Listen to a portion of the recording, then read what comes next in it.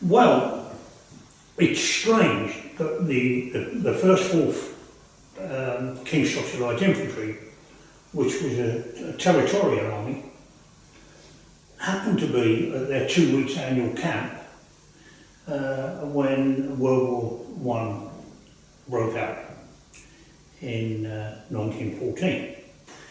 The following day, they were told to pack up camp, and the lads came back from camp and they wouldn't go home. And it just so happened that the following day they were ordered to mobilise. So they mobilised and were sent to a place near Cardiff, Barry Dock, as defence for the River Severn, for the Severn Estuary. They weren't there very long. They were shipped across to India. They then went to Singapore. They went to South Africa. They then were shipped back, landed at Plymouth.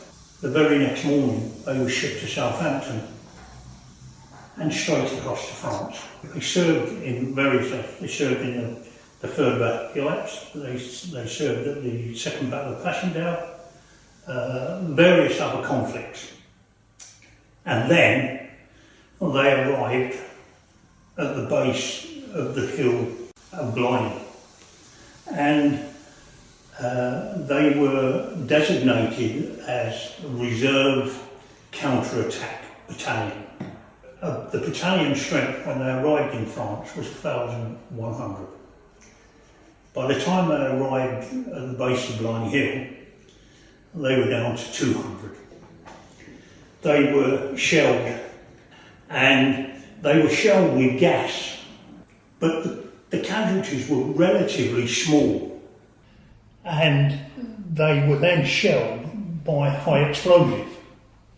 They knew that because of this high explosive shelling that an attack was imminent.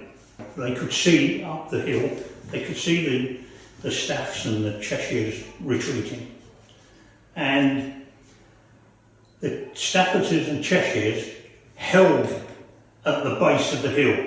At about 12:45 that day, the senior officer, who was a Lieutenant Bright, was tasked by the commanding officer to put in an attack on Blimey Hill.